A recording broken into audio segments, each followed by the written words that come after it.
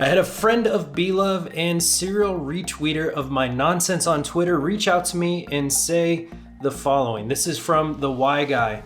Hey Brian, great review on your last video. Always helps to start out with some flattery, so good looking out. I wanted to pick your brain on smart homes. Having a 3,300 square foot, 2-story built and ready in June. I can only assume his house looks exactly like this. I want to make it smart. What do you recommend for light control, alarm, etc.? Also, how about a good Wi-Fi mesh network? Thanks. Let's jump in and tackle each one of those questions now. Let's start with smart switches. So there's a couple things you need to keep in mind here. First, do you have smart light bulbs or not? Since this is a new build, you kind of have that option to start with. I'm kind of on the fence. I don't think smart bulbs are actually that useful unless you're doing colored bulbs for some particular reason. And even then it's limited. My kids' rooms, I would probably do colored bulbs if I had the option, just because my daughter would lose her mind and freak out. And maybe downstairs in places like the theater room. But for the rest of the house, I think standard light bulbs work just fine.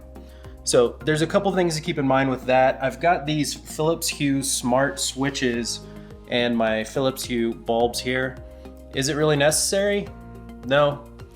What this does that the other smart switches don't do is it allows you to add and change scenes. So when you set up the app, you can actually set different scenes. So right now we just have regular white lights on, but you press the power button again and it should cycle between the scenes. So now you can see it's Savannah Sunset, which just changes each bulb color individually. And I've used those features exactly, well, once I guess. Once when I set it up and once right now to show this. Otherwise it's basically useless. I really don't recommend this setup, honestly. It's a waste of money and time. Plus with smart voice control, you can always go, Alexa, it's sexy time. Red lights. Oh yeah. Oh yeah. Sorry in advance to my wife. Next up we have Wi-Fi dimmer switches. These I have in multiple rooms in the house. I actually have these in the kids' bedroom as well. The cool thing about these is that you can use them with standard light bulbs. For example, I've got these Edison LEDs. Here you can dim the lights, which is nice, that's handy.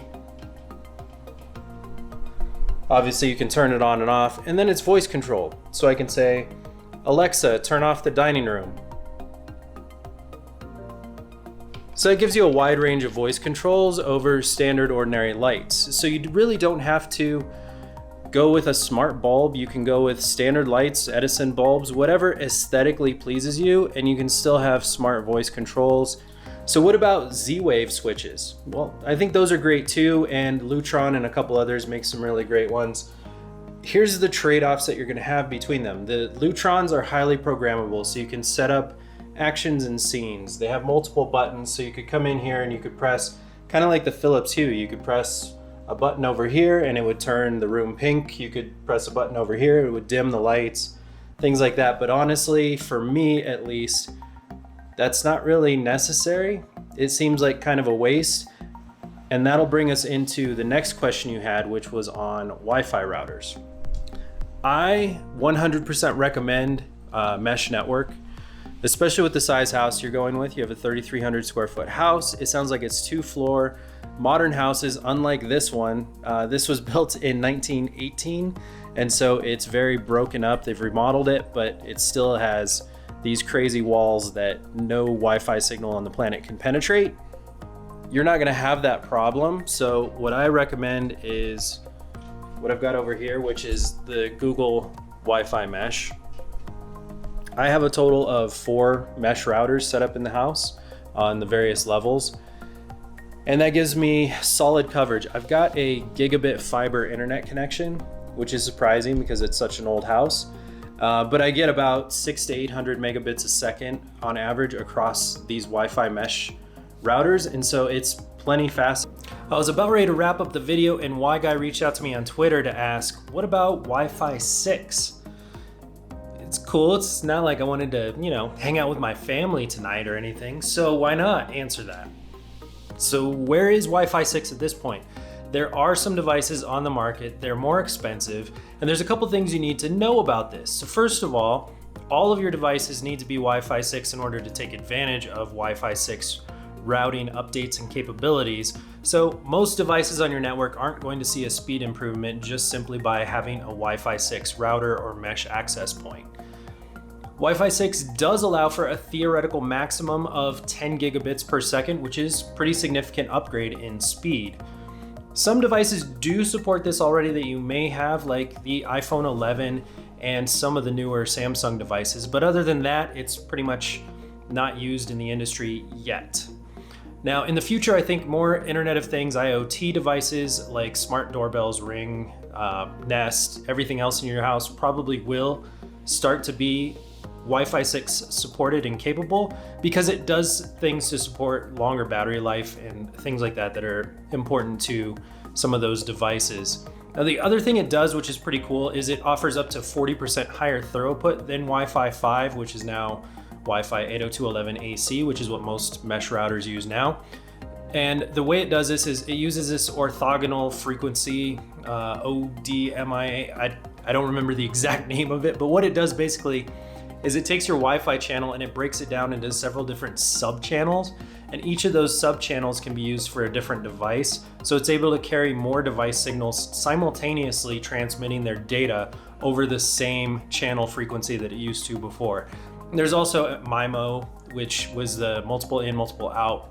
And that sort of did this, but not to the degree that this does. This does it with sub-channels versus just multiplexing the signal. So Wi-Fi 6, yeah, if you can afford it, it's great. There are a couple mesh options from Netgear and a few others.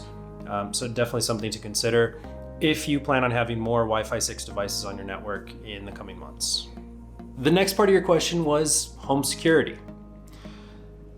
This is where you're gonna have to make a decision, and this is where the industry is kind of upsetting me in a big way right now.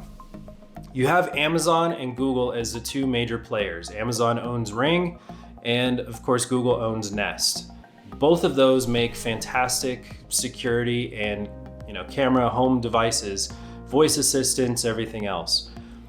And they're both battling for turf right now, and because of that, consumers are the ones that are gonna lose. So Amazon is going to shut off access to Google Home products to the Ring ecosystem. So you're no longer going to have API access to control Ring devices. Vice versa, Google is shutting off Nest devices from Amazon's ecosystem, so they'll no longer have API access. My Nest cams are no longer going to work with my Amazon Alexa device unless somebody comes up with a workaround, which I'm sure they will. But as a consumer, that sucks. Why are they doing this? I know why they're doing it, and it's money, but the consumers lose, and that sucks. So if you end up going with the Google Wi-Fi mesh, you're probably going to want to stick with the Nest ecosystem, and then you really just have to decide how far you want to take it with home security. Having the security cameras around the house makes me feel cool, like I'm in one of those crime TV shows. It's not at all sad and creepy when I'm just looking at my neighbors and what they're doing in the back alley. It's like 17 degrees out here. You're welcome, Y-Guy. I'm in a t-shirt. I'm an idiot. But here's what I'm talking about as far as the Nest cams go. I've got one of these mounted on the back door. I've also got one mounted inside my garage. And then I have a floodlight cam on the back of the garage.